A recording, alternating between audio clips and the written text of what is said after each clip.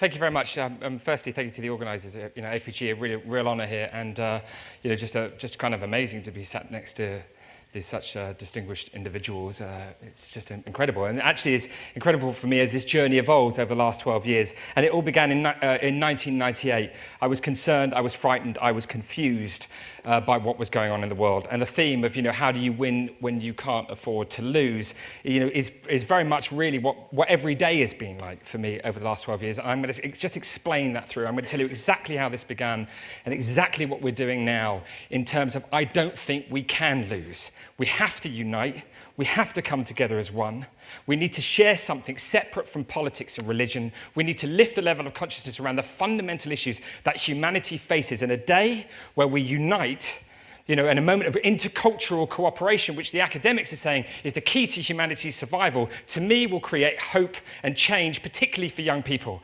I want my daughter and your children to grow up and go, there is a day when we share something. It's a day of peace and sustainability. It's a day of ceasefire and non-violence. It's a day where lives are saved and we're inspired and empowered and we just are united. And that's never happened. We're never sharing anything at this point. And to do that, we're going to need a day. And that's the 21st of September. And I'll tell you how that moment came about. And it was really because of, just generally being, frightened, confused. I left school very young. I don't have any qualifications. Actually, I've got a D in pottery, but obviously that's not going to stand me too much stead. But, and I was told I was dyslexic. I was bottom of the class, all of those kinds of things. And I was confused. These kinds of images, why are we killing? Should I have children? The destruction of the planet. Is humankind fundamentally evil? What is going on? Why are we behaving like we are? It's hard for me to understand the suffering and all of that kind of stuff. And I'd made a few films, nobody bought them, and it was in 1998 that I thought, okay, I'm going to do something. I've got to do something with my film camera. How do you win when you can't afford to lose? The film camera is a really useful object. And it was because of Frank Barnaby, who was a nuclear physicist, who had said that media has a responsibility. It was that point I thought, okay, well, I'll try to be responsible, and I'll try to use my camera in a constructive way, and maybe it can make something happen, and maybe it will inspire people. And that's when I had this idea to try and create the first ever day of peace.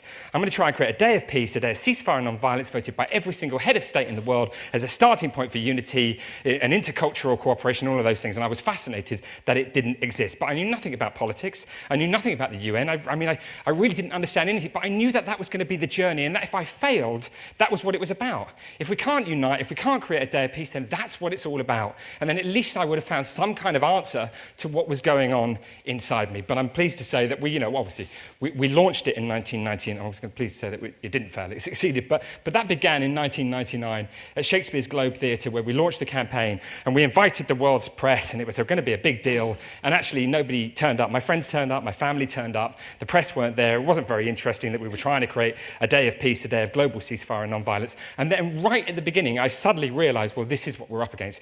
This actually already was very interesting, and I already felt like we were winning in terms of this theme of today. It was like, that's where we're at. And so we launched the campaign, and in terms of how do you win when you can't, I'm going to keep saying this, aren't I? But how do you win when you can't afford to lose? For me, it was about going out there and building the case. I thought, well, I'm going to the United Nations, I'm going to try and present this idea to the member states of the United Nations if we can get in that room, and I need to build the case. I needed to understand what I was talking about. Were there any benefits to this day? Would the great thinkers of the planet think that it was good? And would people who were suffering in areas of conflict make any sense of it? Would the humanitarians see any opportunity? Was there anything that would come from it? And I had to build that case. And we worked for a couple of years, working very hard, filming everything. Very pleased to British Airways for flying me all over the world and allowing us to kind of get in the room and talk to people. We literally were going everywhere. And here I was with Mary Robinson, who said, this is an idea whose time has come. Kofi Annan, this will be beneficial to my troops on the ground.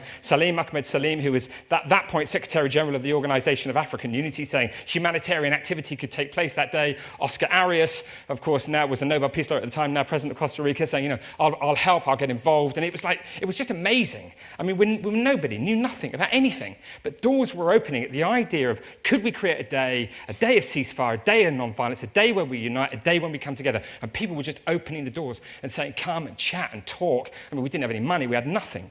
But ultimately, like I said, BA gave the flights and Kodak, it was just one of those processes of everybody giving everything. everything. We were doing it in my mum's back room in Richmond. You know, it was a real journey of building the case. But we were also listening to the people. So we were in Somalia, and Burundi, and Gaza, the West Bank, India, Sri Lanka, Central America, Afghanistan, the Congo, Sudan, where we were everywhere, talking with people who were really, you know, involved, whether they were at orphanages, whether they were at hospitals. I've gone for 5 minutes. Okay, fine. Whether they were at hospitals, you know, et cetera, et cetera. We were listening to the people who were building the case. And you know, in Somalia, this is in Badoa, and holding this little girl, something else happened in terms of how do you win when you can't afford to lose, was that I felt something inside of me that was way beyond the film. That was, you know, the emotion that I feel now when I get up every day and want to work hard. You know, it is a good idea. It does save people's lives, but I feel something inside of me, like a passion for it to succeed. And it was really by seeing something and smelling something that, I had just no idea it was like it was. And that kind of passion, that sort of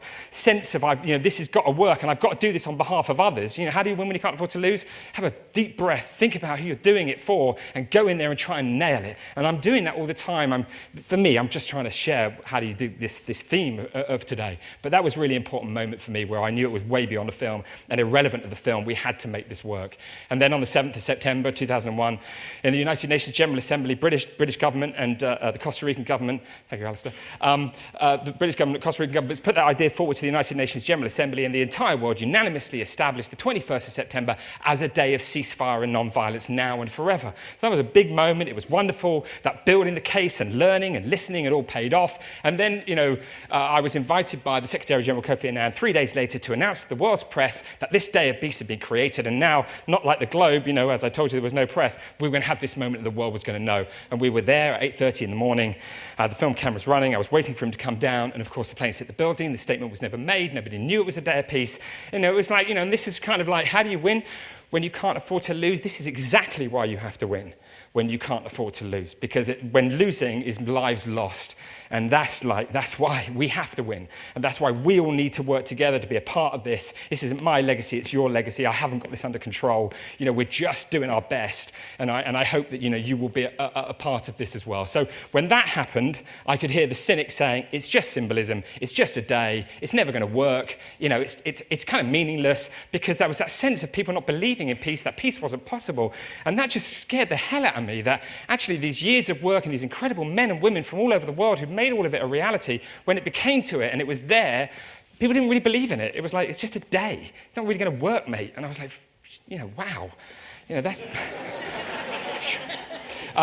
it's not going to, and that was really, you know, really heavy. And so I knew that we had another film to make. We had to continue on our journey. And that's what took me back to the United Nations with this incredible man, Ahmed Fauzi, to say to him, listen, mate, we have got to find somebody to help with, to work with. We've got to stop the violence, and we've got to make it work in somewhere like Afghanistan. And, you know, people would say, well, the Taliban would never be involved. We've got to make it happen in the place there. Everybody's saying it's impossible, because if you do it where they say it's impossible, then the cynics, it's over. You know, the cynic is, it's done, mate. You know, you want to say that, that's fine. I totally understand why you might be cynical, but we've proved it, and that's what we needed. We did. We created the day, and now we needed to prove that it could work. And so I went back to London, and there was no press. Remember, at the beginning there was nobody writing, and then the accident happened, and you know, 9/11 and all that sort of stuff. So I went back to Jude Law, who I sort of knew, and said, listen, mate, would you help me? I need to try and get this message out a little bit, and I can't do it. I'm, you know, holding press conferences, and nobody's turning up, because we'd done a couple more later on, and literally I would be there and like be nobody in the room. It was awfully embarrassing. So I asked Jude if he'd help, and he said that he would, and that was really cool. And as we were finishing doing this video stuff, he said to me, where are you going next? And I said, well, we're going to go to Afghanistan, see if we can make it there. UNICEF had come forward, the UN were being amazing, and that was going to take us out there. And he said, well, I'll come with you. And I knew at that point, I was like, this is perfect. You know, it would be amazing if he came with me. More doors would open, it would be amazing leverage, you know, and I could utilize it, and he did. And we found ourselves in Afghanistan trying to get this process together where everyone would stop fighting on the day of peace so we could prove that it could work. And we were speaking to everybody. This is us with Karzai, and we were meeting children, and, you know, we were going out on the streets, and, you know, we had this kind of call to action, you know, this kind of like, you know, working with the army, British Army, you know, meeting Fatima Gilani, who was the spokesperson for the resistance against the Russians, one of the most incredible women in Afghanistan, holding press conferences, speaking to doctors, to elders, to ISAF, to NATO, you know, whatever. I mean, we were everywhere. We were running around trying to say, the 21st of September is coming. It's a day of ceasefire and non-violence. What if we could get everybody to stop, you know, and then millions of children could be vaccinated, because you can't normally get to them. We got back to London and we received that letter, which was sent to WHO from the head of the Mujahideen saying, okay, we won't kill or harm any humanitarian workers on that day. And as a consequence of that, 1.4 million children were vaccinated against polio on the 21st of September.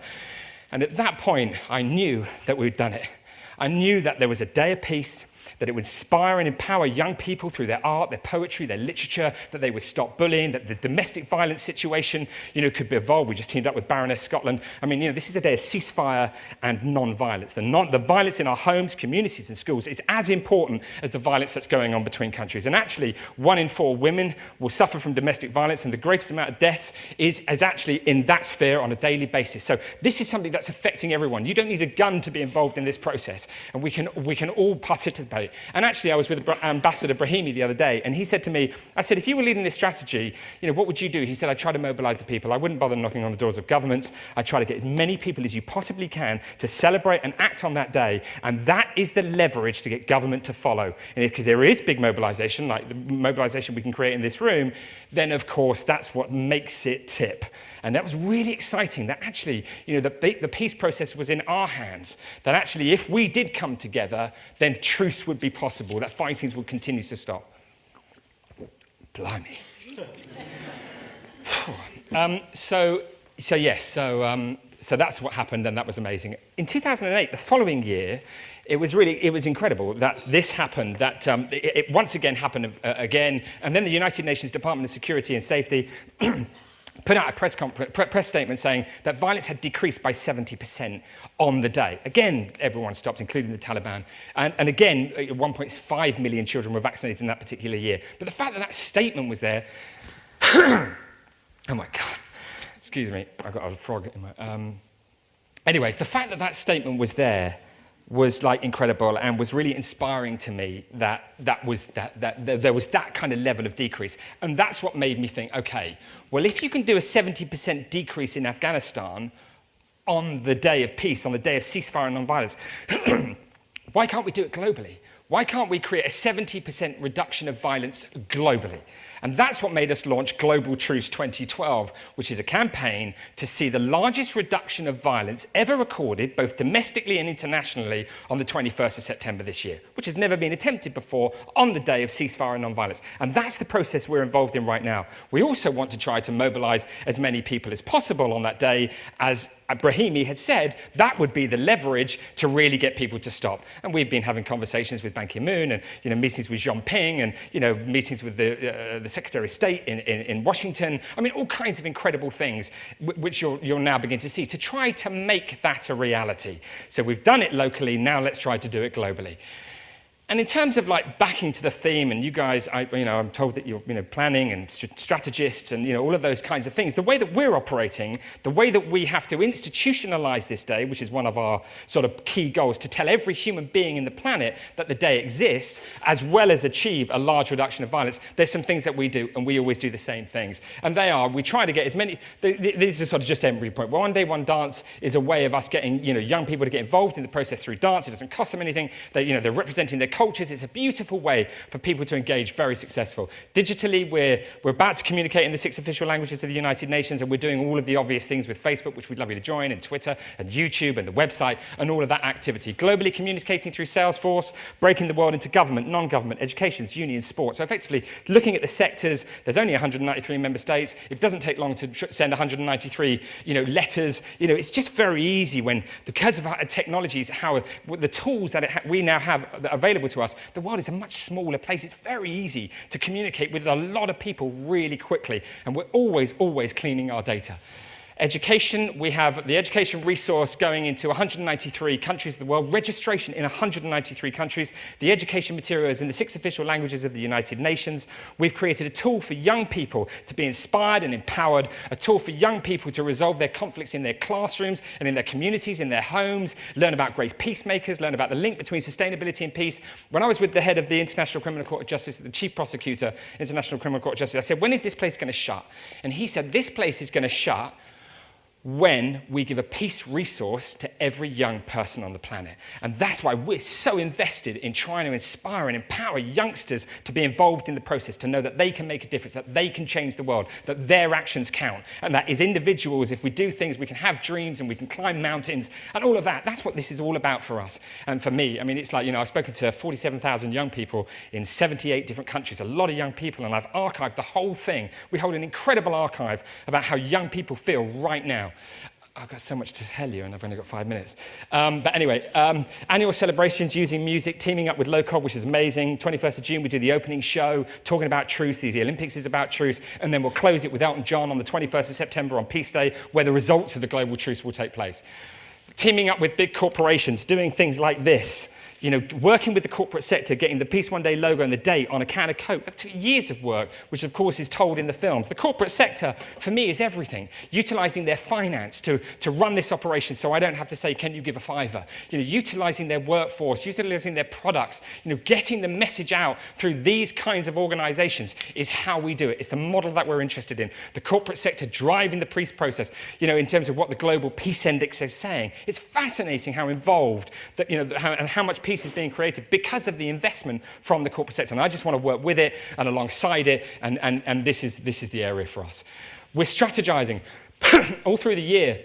O2 Arena, we launched it. Then we teamed up with, Liam Burns and the NUS and all of the student unions all over the world and built a coalition, i.e., it's not my legacy, it's going to be everyone's legacy. Then in March, we teamed up with Baroness Scotland, one of the real players on domestic violence, trying to reduce the amount of women that will die on the 21st of September. Just raising awareness of the fact that that exists gives a woman an opportunity to ring a line or to get out of a situation because it's being spoken. So these are real life-saving, very real, coalitions that are being built. We do another one with the NGOs, then we open in June, and then we do Wembley. So how do you win when you can't afford to lose? Strategy, thinking, building coalitions, building relationships, not making it about us, trying to let go of the whole thing as quickly as possible, is really where all of this is at, utilizing film and all of those other properties I mentioned. This is the concert in June. I want to get to some McKinsey stuff quite quickly because it's fascinating me and really holding me in on a daily basis. But this is the show in Derry that you'll see. Went to Jake Chapman. This guy said, listen, we've got all these AK-47s. What if you were to take the AK-47 to an artist, give it to an artist, let that artist turn it into an object of peace, that a weapon of destruction could suddenly become an object of peace that we could then show to youngsters around the world and that we could, raise some finance. And all of those artists have come forward. And that project's the beginning. At the moment, we're delivering AK-47s across London. It's hilarious, but it's amazing. And I'm really grateful to Jake and all of his people for getting behind this. D&AD, I know the D&AD are in the room. Well done, D&AD, for spotting Peace One Day. And you can win the white pencil by helping us to institutionalize Peace Day. That's a massive honor, and they're a great bunch of people. 21st of September, obviously Elton will perform. We'll see the results of the global truce. We'll hand over to Rio. Rio said to us, well, do the truce shows for 2016. And, it's just amazing. And this is how, this is how we're doing it. And then I went to McKinsey's, and McKinsey said, I'll help you. And Barton, this guy who's running it, you don't need to pay us anything. We'll start to really look at what's really going on for you and how much penetration you're making. And it just blows my mind, in terms of like strategy and thinking and learning and seeing our mistakes and seeing what's working and analyzing the data and seeing where we are in the world. Honestly, I just love it. It's amazing. And they've given us this kind of stuff. These are all McKinsey slides. In 2010, this is where you were, and in 2011, this is where you are now. This is where you're going. And these peaks, make them higher. Don't wait until September. Amazing. And that's why I said to you, we're doing, domestic violence and student coalitions and NGO coalitions, and doing this today brings up the buzz, brings up the spike, gets you closer towards institutionalization of Peace Day. Amazing. These are the words that are out there, this stuff that they do, but it is fascinating. I'm glad those ceasefire and global and non-violence are the words that everyone's using out there. And it was very interesting that they said, it's amazing. We work with like 80% of the richest companies in the world, and there's no negative buzz about Peace One Day. I'm like, wow, what's that mean? And they're like, nobody's saying it. Well, negative. I mean, it wasn't that difficult to understand, I suppose. But it's kind of like I was like, well, wow, that's amazing, and that it's positive and it's neutral. But interesting from the corporate sector's point of view. I mean, we do need to work with large corporations.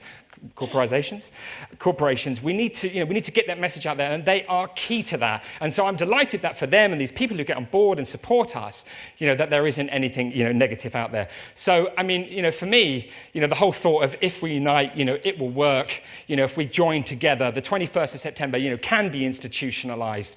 We need to do it. We need to create a moment of global unity. We need to create a moment of intercultural cooperation. I hope that what I've presented today is useful for your own strategies, but most importantly, that you will join up and be a part of it and celebrate the day in whatever capacity you can. Thanks a lot for letting me speak about Peace One Day. Cheers.